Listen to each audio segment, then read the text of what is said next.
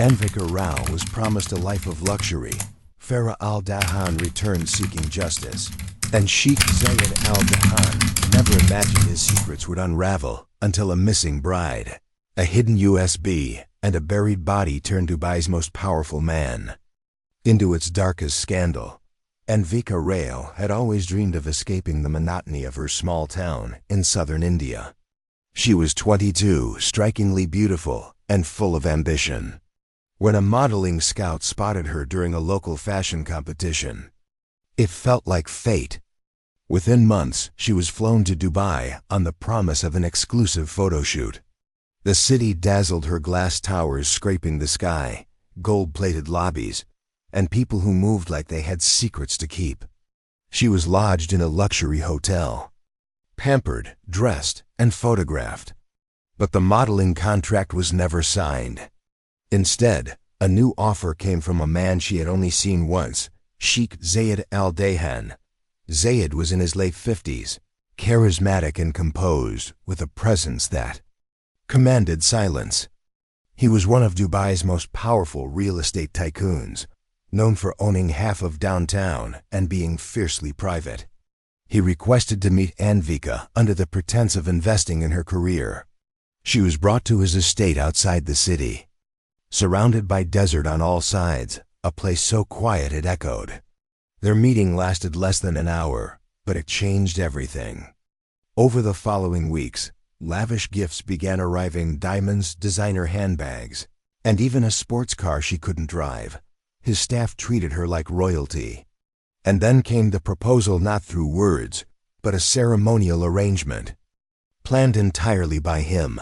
Anvika, awestruck and overwhelmed, agreed.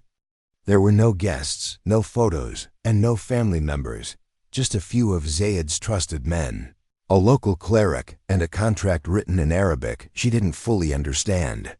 The ceremony took place under the twilight sky, lit by lanterns, and surrounded by rose petals in the desert wind. She became his fifth wife, and in return, she was promised everything: luxury, status, and a life most girls could only dream of. For the first few weeks, everything seemed magical. She lived in one of his hidden palaces, wore the finest silk, and was invited to exclusive high society events. Zayed paraded her like a prize, but never let her speak to anyone too long. Her phone was replaced with one that had restricted access. She had guards around her at all times, disguised as caretakers. Even simple calls to her family in India became supervised and short-dot at first. Anvika thought this was just part of high society life: security, privacy, exclusivity. But as weeks turned into months, the patterns changed. She wasn't allowed to leave the estate without permission. Her modeling career was no longer mentioned. Her social media was deleted without her consent. She began to feel like a trophy kept in a glass case, polished and displayed, but never touched by the real world. One day, she tried to walk out of the estate without telling the guards. She was stopped and escorted back silently. The message was clear: she was not free. Despite the palace's grandeur, loneliness crept in like dust through the windows. She wandered through endless marble hallways, spoke only to maids who avoided eye contact, and ate alone in gilded dining rooms. There were rumors she overheard from the staff about Zayed's previous wives, one of whom had disappeared suddenly. No one dared speak of it openly, and when she asked, she was met with vague smiles and changed subjects. Anvika started keeping a journal, hiding it between the mattresses. She began documenting every interaction, every strange movement in the estate. Every night Zayed returned angry and withdrawn. She noticed Rashid, the head of security, watching her more closely than usual. Sometimes she felt like there were hidden cameras in her room. She tested the mirrors, tapped on walls, and once found a tiny lens tucked behind a bookshelf. Panic set in, but it was already too late. She had stepped into a world built on silence, sealed behind gates and guarded by fear. What started as a dream had become a golden prison, and Anvika, once full of life, had begun to fade inside it, Farah Al Dahan had lived away from Dubai for over a decade. After her mother's mysterious death, she had vanished into the quiet streets of Beirut, carrying with her a past too dangerous to face. Now in her early 30s, Farah had become a different woman, private, composed and hardened by time. When she read about her father's secret marriage to a young Indian girl, a mixture of disgust and suspicion stirred inside her. Sheikh Zayed Al Dahan, the man she once called father, was repeating a pattern she had tried her whole life to forget. Farah returned to Dubai quietly, avoiding public places and known circles. She rented a modest apartment under a different name and began watching from the shadows. It wasn't difficult to find out where her father kept his new bride. The media wasn't allowed to publish details, but whispers among the elite and the curious house staff told enough. Anvika Rao was barely older than Farah had been when her own mother died suddenly, officially ruled as a heart attack though. Farah had never believed it. Her mother had been healthy, vibrant, and terrified of Zayed's temper, using old contacts in her father's network against him. Farah got herself invited to charity events and cultural exhibitions, places where she knew Anvika might be paraded as the young new wife. When she saw her for the first time, she felt something shift. Anvika looked perfect on the outside, flawless makeup, expensive jewelry, and a gown that cost more than some people's homes. But her eyes didn't match her smile. Farah recognized the look instantly. It was the same look her mother had worn the year before she died. Farah didn't approach her, not immediately. Instead, she studied her movements, her guarded body language, and the way security hovered too closely. Something was wrong, and the more Farah watched, the more convinced she became that Anvika was not living a life of luxury, but one of quiet captivity. She managed to trace one of the estate's drivers who occasionally picked Anvika up. With a generous bribe, Farah got access to a schedule, a map of movements, all approved and monitored, in her old childhood bedroom, now abandoned and sealed. Inside the estate's third floor, Farah once found a letter written by her mother. It was cryptic, half erased, but hinted at secrets buried beneath the family name. Her mother had written about mistakes corrected, a voice silenced, and the cost of betrayal. For years, Farah believed it was a cry for help. Now she saw it as a warning that no one had heard in time. Farah began collecting information. She rented cameras and drones. She followed Rashid, Zayed's longtime head of security, on his late-night drives and meetings. She found patterns, visits to places far outside the city, long hours where Anvika was never seen, and moments when all electronic signals from the estate were mysteriously cut. When she managed to intercept a discarded burner phone used by a staff member, she found encrypted messages, photos, timestamps, and coded warnings. The photos included blurred images of Anvika walking across the inner courtyard, always flanked by guards, never alone. But something else troubled Farah. Her father, once careful and discreet, now seemed bolder. He didn't fear questions. He believed he had erased enough history that no one would dare challenge him. Farah knew she needed help, but the kind that didn't alert her father's network. That's when she reached out to someone she never thought she'd need, Detective Laila Harb, a name whispered in Dubai's underbelly for handling cases others refused to touch. With Layla's help, Farah began putting together a case not just of domestic control, but possibly of something much darker. Every piece of evidence pointed toward a repeated pattern. A man who acquired women like possessions and discarded them when they no longer served his purpose. Farah couldn't shake the feeling that time was running out for Anvika. And this time, she vowed, her silence would not be the reason another woman vanished. Anvika Rao was last seen at a charity luncheon hosted in downtown Dubai, seated beside Sheikh Zayed Al Dahan, wearing a navy blue dress and a forced smile. Photographers captured her presence, but none noticed the subtle tension in her posture or the distant look in her eyes. 3 days later, she was gone. No statement was released, no goodbyes posted on social media. When a journalist inquired about her absence, Zayed's office issued a short response. Mrs. Anvika Al Dahan has traveled to India for personal reasons. That was the official story, but something didn't add up. There were no immigration records of her flying out. No airport cameras captured her face. Her passport, as discovered later, had never left the estate. And in her hometown in India, her family had received no contact from her, not a call, not a message. They were told she had decided to disconnect from the world for some peace. Her mother found this hard to believe. Anvika called her every Sunday without fail.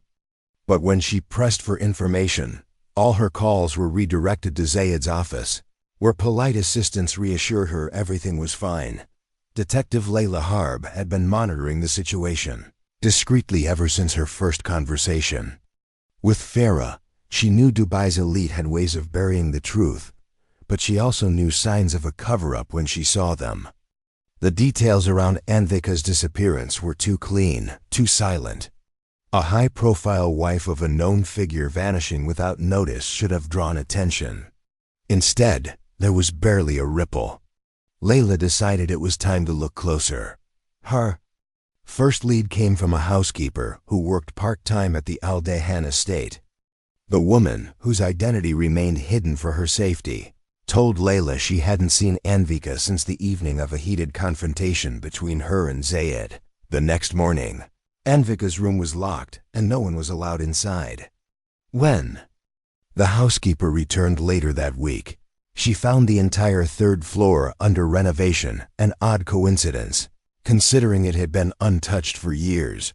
Laila tried to question Rashid bin Karim, the ever-watchful head of security, but was met with cold professionalism and legal warnings.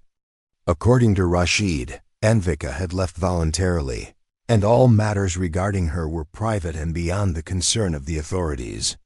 He provided documents, flight manifests, driver logs, and signed letters, all seemingly legitimate. But when Laila examined them, she noticed inconsistencies. The signature on the departure letter didn't match earlier samples. The flight manifest listed a time that clashed with satellite imagery, showing no vehicle movement from the estate. Things escalated when Farah shared something disturbing. A CCTV clip retrieved from a nearby fuel station 2 nights after Anvika's disappearance. In the grainy footage, Rashid could be seen loading a large suitcase into the back of an unmarked black SUV. His movements were swift, almost rehearsed. He looked around cautiously, ensuring no one saw him. The video's timestamp matched a period during which estate records claimed there was no activity. Laila now had reason to believe Anvika hadn't left Dubai. Instead, she feared the worst, that the young woman had been silenced, her life extinguished, behind the high walls of Zayed's desert fortress. But she needed proof, something solid that couldn't be dismissed. She increased surveillance on Rashid, monitored Zayed's inner circle, and requested satellite data of the estate's remote perimeters. Meanwhile, inside the estate, whispers of fear circulated among the staff. A junior gardener vanished after speaking out about hearing screams during the week Anvika disappeared. Another maid abruptly resigned and fled the country. The pattern was growing clear. Anyone who knew something was being silenced. Farah, shaken but resolute, knew her father was hiding more than one body. She remembered the fear her mother lived in. Now the cycle was repeating, and Anvika had become the newest victim of a legacy built on control, silence, and hidden graves. The world saw wealth and royalty. Farah saw a predator who was beginning to feel the pressure of exposure. And Detective Laila knew something buried beneath the sands of Dubai was beginning to rise. Detective Laila Harb knew time was running out. Anvika Rao had now been missing for over a month, and each passing day made the case colder in the eyes of the law, especially in a city where influence often blurred the lines of justice. But Laila wasn't willing to let the trail go dark. With Farah Al Dahan quietly working alongside her, The two women decided to take the investigation beyond surveillance and speculation. It was time to take a risk. Farah had studied her father's habits for years. She knew his routine, his pride, and most importantly his weaknesses. Sheikh Zayed Al Dahan had always trusted appearances more than people. He believed if something looked respectable, it was respectable. That belief had kept him safe for decades. Farah and Laila planned to use that arrogance against him. The idea was simple but dangerous. Farah would pretend to reconcile with her father. After years of silence, she would reach out with an olive branch, telling him she wanted to return to the family, to reconnect. In truth, she would be wired with a listening device. Every conversation, every movement would be recorded. The goal was to get Zayed to slip, to say something incriminating, something that would crack his perfect mask. The first meeting was arranged at Zayed's private estate. Farah arrived dressed modestly, with carefully rehearsed sincerity. Zayed, suspicious at first, eventually welcomed her. Their reunion was stiff, shadowed by a decade of silence. Over dinner, Farah complimented the estate, praised his new life, and subtly brought up Anvika's name. Zayed's reaction was cool. He claimed Anvika had grown distant and chose to leave. Farah listened, asked no direct questions, and let him speak. Every word was recorded. The second visit took place a week later. Farah pressed gently, bringing up memories of her mother. Zayed, slightly irritated, deflected again. But a shift in his tone betrayed him.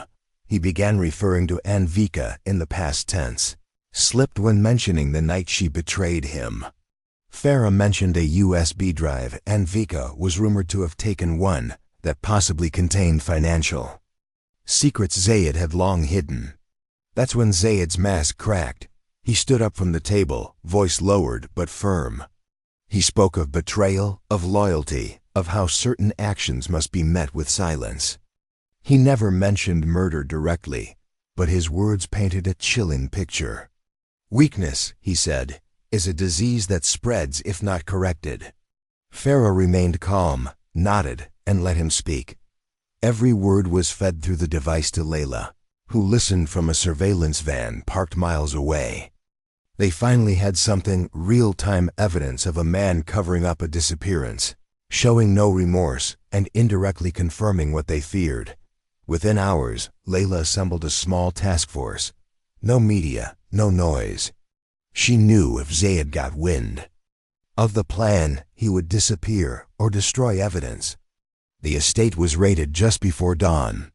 Zayed was found in his private library, calm, reading. He didn't resist. When asked about Anvika, he said nothing. But the evidence spoke louder. A hidden room was discovered behind the master. Bedroom soundproofed and lined with monitors showing footage from hidden cameras throughout the estate, including Anvika's bedroom. Logs from the security system revealed anomalies the night she vanished. One file showed a heat signature being dragged across the east courtyard, leading toward the desert edge. Sniffer dogs were brought in. Near a shallow dune behind the estate's perimeter wall, they stopped. Under the sand, investigators found a sealed suitcase. Inside were the skeletal remains of a woman, wrapped in a satin dress Anvika had worn to her last public appearance. Alongside her body was a USB drive, hidden in a false bottom of a makeup case. The USB contained a digital diary of Anvika's final months' videos, photos, and files documenting her life in captivity, Zayed's control, and even hidden conversations between Rashid and staff members who had since disappeared. The truth was undeniable. The perfect empire had begun to crumble. The mask of royalty had been shattered by the weight of what was buried underneath it. News of Sheikh Zayed Al Dahan's arrest sent shockwaves through Dubai's elite circles. A man once seen as untouchable, flawless in image, powerful in reach, was now shackled and awaiting trial for the murder of his wife, Anvika Rao. The media, long silenced by his influence, erupted with headlines. Pictures of Anvika resurfaced. Photos of her smiling beside Zayed, her beauty radiant but her eyes hollow, became symbols of a darker truth. Behind the marble walls and gold gates, something evil had been thriving. Zayed was placed in solitary confinement at a high-security facility outside the city. Cameras recorded his every move. Visits were restricted. His legal team, though well-paid and seasoned, couldn't explain away the mountain of evidence recordings, digital files, satellite data, and forensic analysis of Anvika's remains. The case had everything: power, silence, and a voice stolen. Too soon, public opinion quickly turned. Former allies distanced themselves. Investors pulled out of Al Dahan Holdings. His empire collapsed almost overnight. Farah attended every day of the closed-door hearings. She sat in the back, quiet, her face expressionless, watching her father sit behind glass, no longer towering, no longer invincible, stirred something complex within her: grief, rage, and strange peace. For years, she had carried the unspoken truth of her mother's death. Now, with Anvika's case fully exposed, Farah requested the court reopen the investigation into her mother's sudden demise. With Rashid now in custody and willing to talk, the past started to catch up. That Rashid confessed under pressure. He admitted that years earlier, Zayed had instructed him to handle his wife after she threatened to go public with private documents that proved financial fraud, hidden marriages, and patterns of domestic abuse. Rashid had given her sedatives and staged the scene as a natural death. In return, he was promoted, given shares, and total control of the estate's internal affairs. The revelation sealed Zayed's fate. The court ruled him guilty not only for the murder of Anvika Rao, but for conspiracy and cover-up related to his former wife's death. He was sentenced to life imprisonment with no chance of parole. Detective Laila Harb was honored by the city for her persistence. Her approach, quiet, methodical, and fearless, had exposed one of the country's most well-guarded secrets. She declined interviews, choosing instead to let the evidence speak for itself.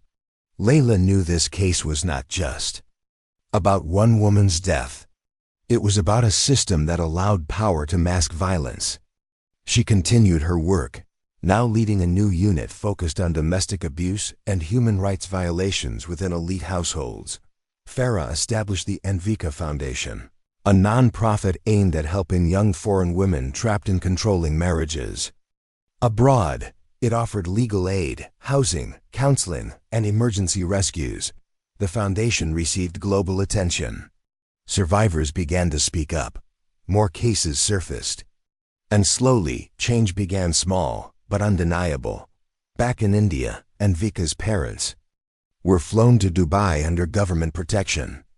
They were handed the USB drive, a necklace Anvika always wore, and the ashes of their daughter. Her mother cried not just for the loss, but for the silence she'd once accepted. Her father, stoic but broken, vowed to use Anvika's story to warn others. Her village held a memorial. Her story reached every corner of the country, a cautionary tale cloaked in beauty and power. Zayed spent his days alone in a desert prison cell built from concrete, surrounded by the very sand he once claimed. He had no visitors, no servants, no voice. The man who had silenced so many now sat forgotten, his legacy reduced to crime documentaries and broken empires. Anvika Rao's life was stolen, but not erased. Her story cracked open a hidden world, and through the courage of a daughter, a detective, and the trail she left behind, justice had prevailed. The golden cage she once lived in had collapsed, and the truth, long buried beneath luxury, had finally been set free.